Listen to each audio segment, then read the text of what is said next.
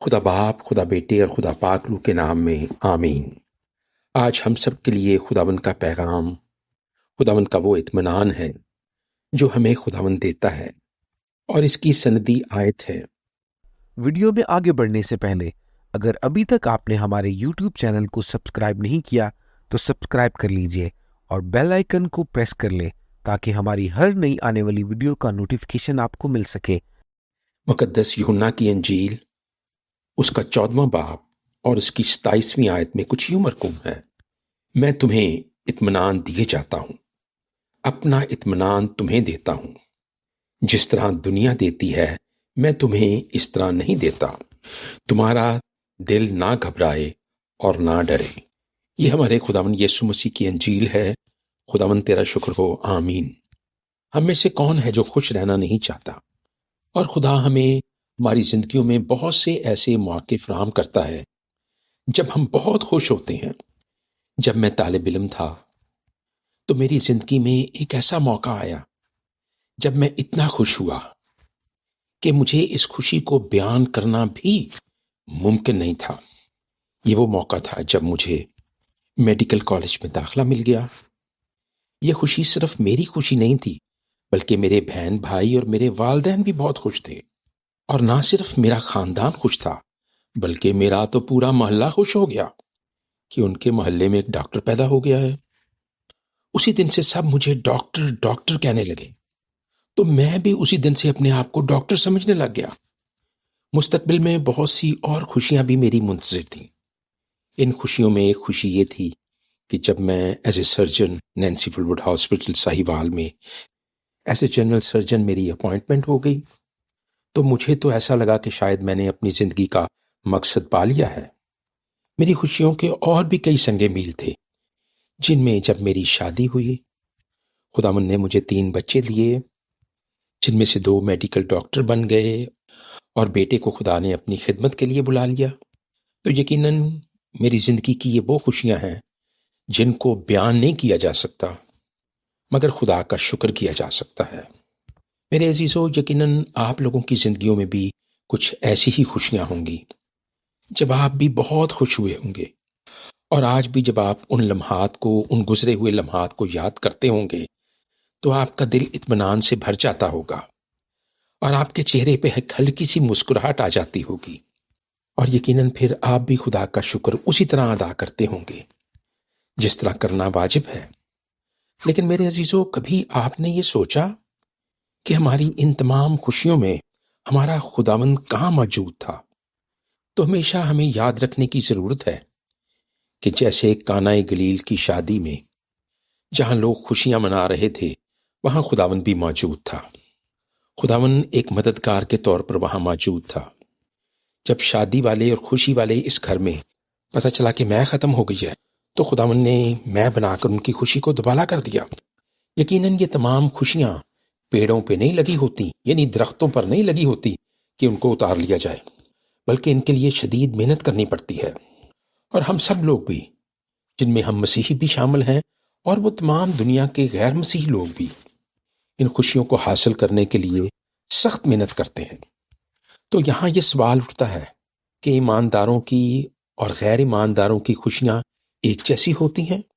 اگر ہم ان کو دنیاوی طور پر دیکھیں تو ہمیں ایک ہی جیسی نظر آئیں گی، یعنی ایماندار بھی اتنے ہی خوش نظر آئیں گے جتنے غیر ایماندار خوش نظر آتے ہیں۔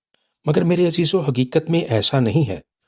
وہ شادیاں جن میں خداوند موجود نہیں ہوتا، وہ طلاق پر ختم ہوتی ہیں، یا اگر ان گھروں میں طلاق نہ ہو تو ہمیشہ بلکہ روزانہ ان گھروں میں لڑائی ہوتی ہے۔ وہ بچے جن کی پیدائش پر ہم نے بہت خوشیاں منائی تھیں، وہ نافرمانیاں کرتے ہیں۔ اگرچہ بہت سے گھرانے جب ان سے ان کا حال پوچھا جائے تو وہ کہتے ہیں خدا دا شکر ہے، مگر میرے عزیزو، اندر کی کہانی کچھ اور بتاتی ہے کہ نہ تو خداوند کا فضل ہے اور نہ ہی خداوند کا شکر ہے۔ تو ایسے میں ایک وقت آتا ہے جہاں ہم اپنی ان تمام خوشیوں میں خداوند کے اطمینان کو دیکھتے ہیں۔ یہ وہ اطمینان ہے جو دنیا نہیں دے سکتی، یعنی وہ دنیا کے پاس نہیں ہے، یہ دنیا کی کسی دکان پر ملتا نہیں ہے، اور دنیا میں کوئی ایسا شخص نہیں ہے جس کے پاس جا کر ہم اسے لے سکیں۔ اور ایسے میں ہمارے گھبرائے ہوئے دل یہ تقاضا کرتے ہیں کہ ہم خداوند کو ڈھونڈیں، اس کی اس خوبصورت آیت کو ڈھونڈیں جہاں خداوند نے مقدس یوحنا کی انجیل اس کے 14ویں باب کی 27ویں آیت میں فرمایا ہے، میں تمہیں اپنا اطمینان دیے جاتا ہوں، اپنا اطمینان تمہیں دیتا ہوں، جس طرح دنیا دیتی ہے میں تمہیں اس طرح نہیں دیتا۔ میرے عزیزو، یاد رکھیے کہ دنیا کی یہ تمام خوشیاں وقتی ہوتی ہیں۔ مثال کے طور پر اگر ہمیں بہت بھوک لگی ہو اور ہمارے سامنے ایک بہت لذیذ کھانا رکھا جائے اور جب ہم اس کو کھا کر پرباش ہو جائیں اور بہت خوش ہو جائیں اور کہیں کہ یہ کھانا میری زندگی کا بہترین کھانا تھا، تو ہماری یہ خوشی وقتی ہوگی، کیونکہ کچھ گھنٹوں کے بعد ہم دوبارہ بھوکے ہو جائیں گے اور کھانے کی ہماری یہ خوشی زائل ہو جائے گی۔ خداوند یسوع مسیح نے فرمایا کہ زندگی کی روٹی میں ہوں، زندگی کا پانی میں ہوں، جو کوئی اس روٹی کو کھائے گا اور اس پانی میں سے پیے گا وہ کبھی بھوکا اور پیاسا نہ ہوگا۔ میرے عزیزو، ہمیں خداوند یسوع مسیح کو تلاش کرنے کی ضرورت ہے، ہمیں اس کو ڈھونڈنے کی ضرورت ہے۔ خداوند کے بہت سے لوگ، خداوند کے بہت سے مقدسین اسے ڈھونڈ لیتے ہیں اور آخرکار وہ ان کو مل جاتا ہے۔ آپ ذرا دیکھیے کہ داؤد، خدا کا اطمینان جو بیان سے باہر ہے، جب اسے مل جاتا ہے تو پھر وہ کیا لکھتا ہے۔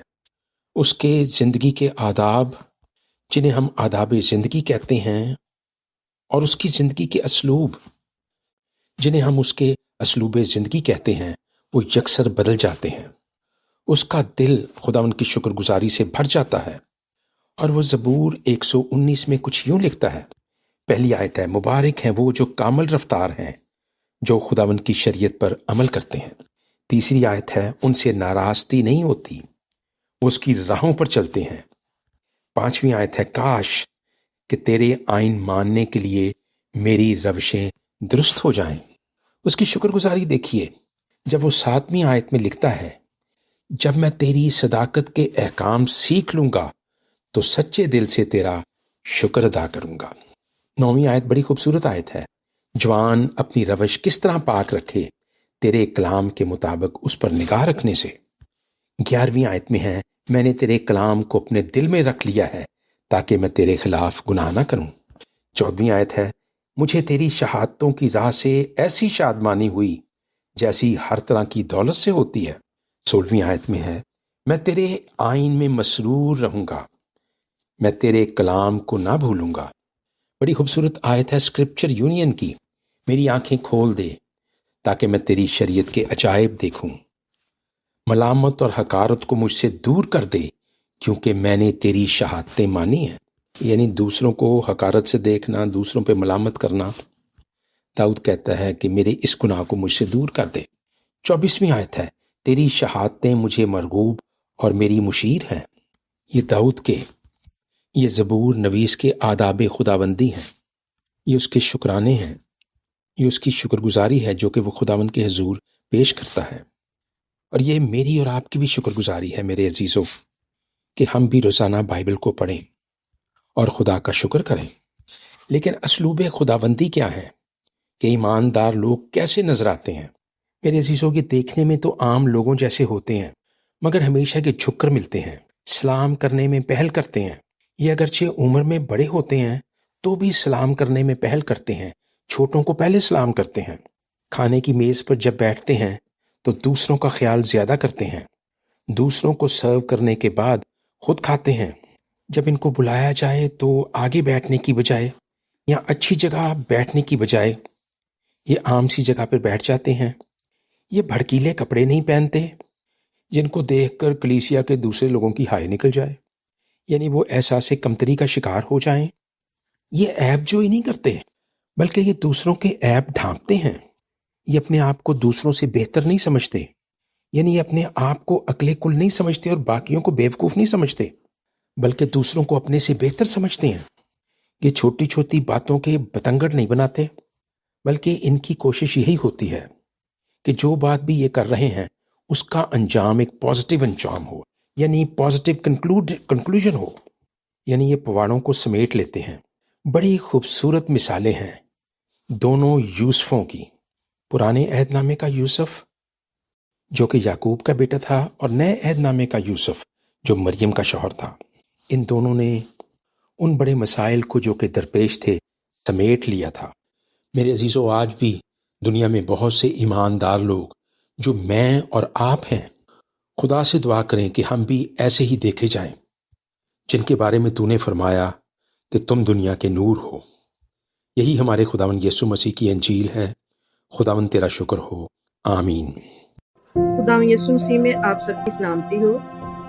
मैं शुक्रगुजार हूँ डॉक्टर जॉर्डन साहब की कि उनकी डिवोशंस सुनती हूँ, बहुत बरकत हासिल करती हूँ। खास तौर पर बच्चों की तरबियत के हवाले से जो वो बात करते हैं, सिखाते हैं, तो उस हवाले से मैं माँ हूँ तो वो सीखती हूँ, अपने बच्चों को सिखाती हूँ। मेरे बच्चे भी देखते हैं और सीखते हैं, और मैं उनकी डिवोशन का बेचैनी से इंतज़ार करती हूँ कि जब न्यू डिवोशन आती है मैं उसमें से सीखूं और अपने बच्चों को भी सिखाऊं। तो खुदावंद का शुक्र है कि बहुत बरकत हासिल की है। तो मैं ये आप सब से भी कहूँगी कि आप सब भी देखा करें, सुना करें, बातों को गौर से सुने और उन पर अमल करें, ताकि हम बुरे वक्त से बच सकें, आने वाले वक्त में हम अपने बच्चों की अच्छी तरबियत कर सकें। God bless you. Thank you. आमीन।